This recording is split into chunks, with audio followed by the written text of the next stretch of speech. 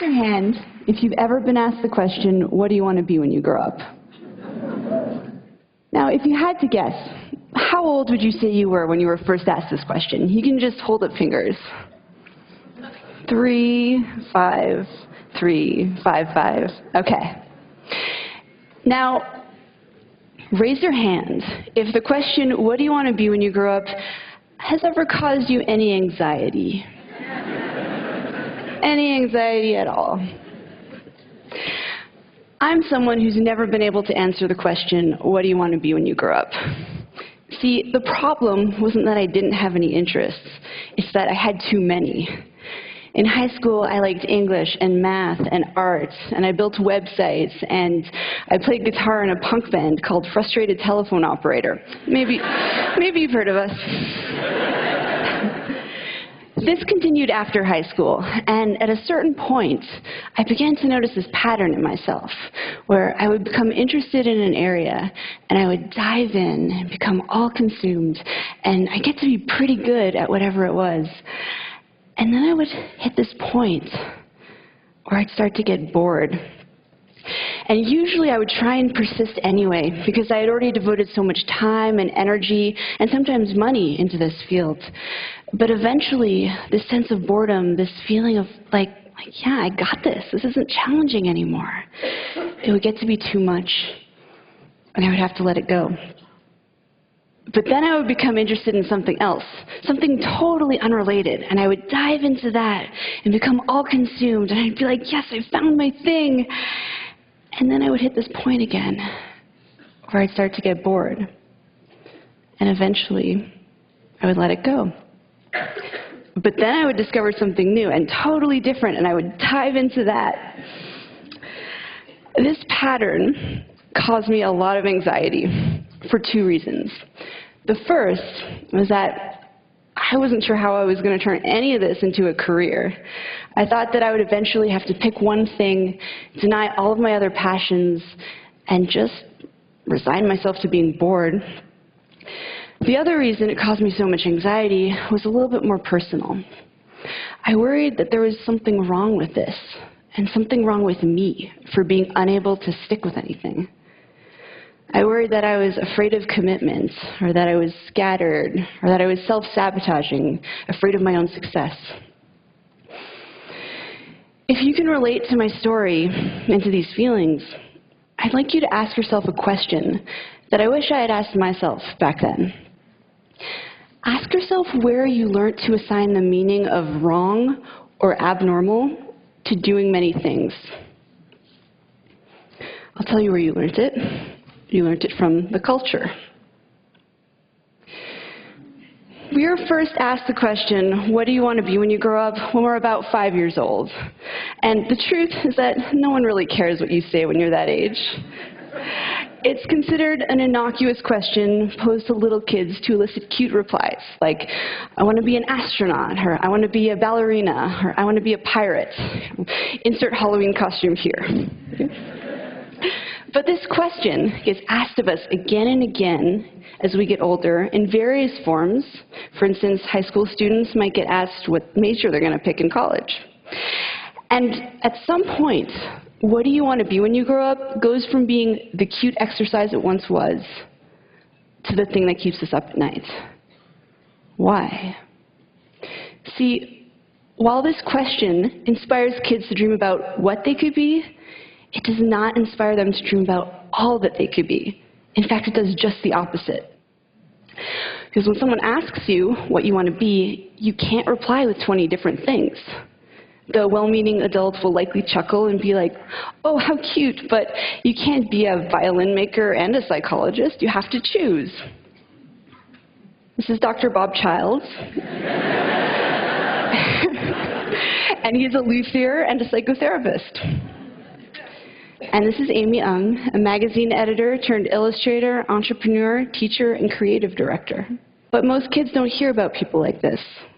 All they hear is that they're going to have to choose. But it's more than that. The notion of the narrowly focused life is highly romanticized in our culture. It's this idea of destiny, or the one true calling. The idea that we each have one great thing we are meant to do during our time on this earth, and you need to figure out what that thing is and devote your life to it. But what if you're someone who isn't wired this way? What if there are a lot of different subjects that you're curious about and many different things you want to do? Well, there is no room for someone like you in this framework. And so you might feel alone. You might feel like you don't have a purpose. And you might feel like there's something wrong with you. There's nothing wrong with you. What you are is a multipotentialite.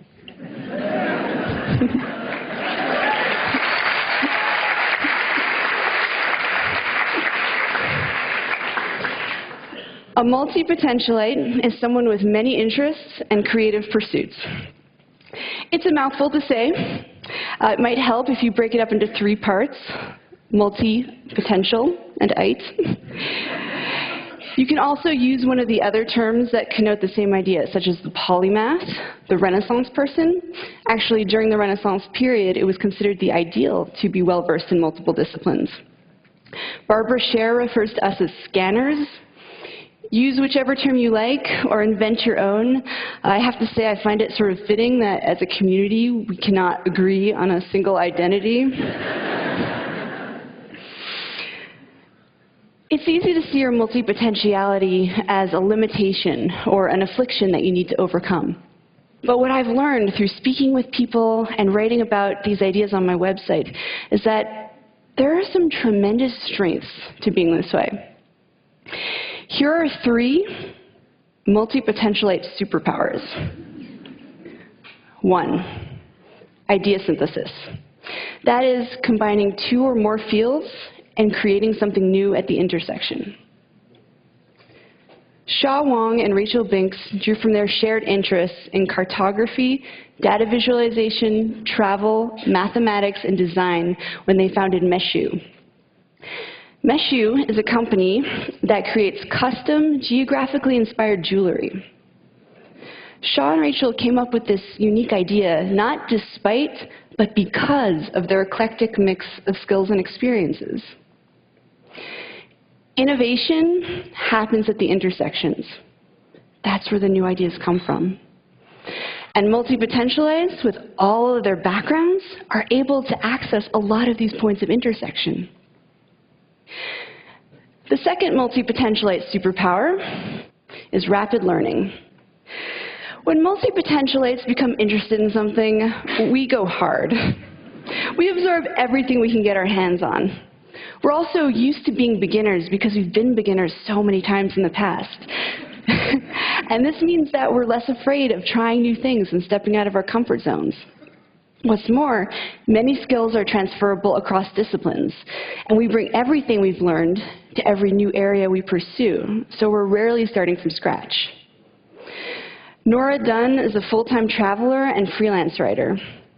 As a child concert pianist, she honed an incredible ability to develop muscle memory. Now she's the fastest typist she knows. Before becoming a writer, Nora was a financial planner. She had to learn the finer mechanics of sales when she was starting her practice, and this skill now helps her write compelling pitches to editors. It is rarely a waste of time to pursue something you're drawn to, even if you end up quitting.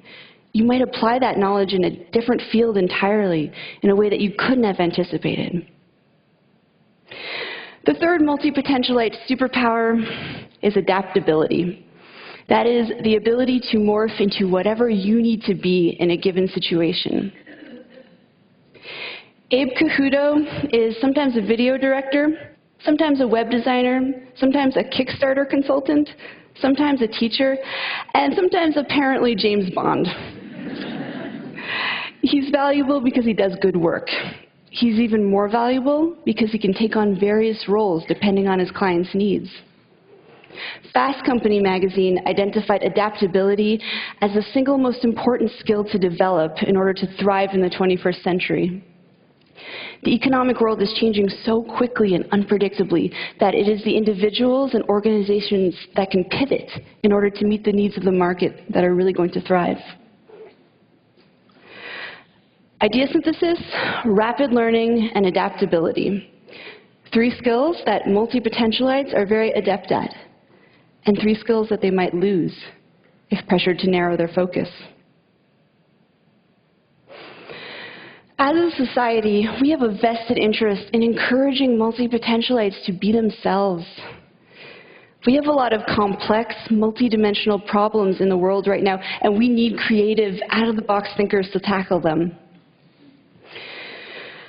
Now, let's say that you are, in your heart, a specialist. You came out of the womb knowing you wanted to be a pediatric neurosurgeon. Don't worry, there's nothing wrong with you either. In fact, some of the best teams are comprised of a specialist and multipotentialite paired together. The specialist can dive in deep and implement ideas, while the multipotentialite brings their breadth of knowledge to the project. It's a beautiful partnership. But we should all be designing lives and careers that are aligned with how we're wired. And sadly, multipotentialites are largely being encouraged simply to be more like their specialist peers. So with that said, if there's one thing you take away from this talk, I hope that it is this. Embrace your inner wiring, whatever that may be. If you're a specialist at heart, then by all means specialize. That is where you'll do your best work. But to the multipotentialites in the room, including those of you who may have just realized in the last 12 minutes that you are one, to you I say, embrace your many passions. Follow your curiosity down those rabbit holes. Explore your intersections. Embracing our inner wiring leads to a happier, more authentic life. And perhaps more importantly, multipotentialites. The world needs us. Thank you.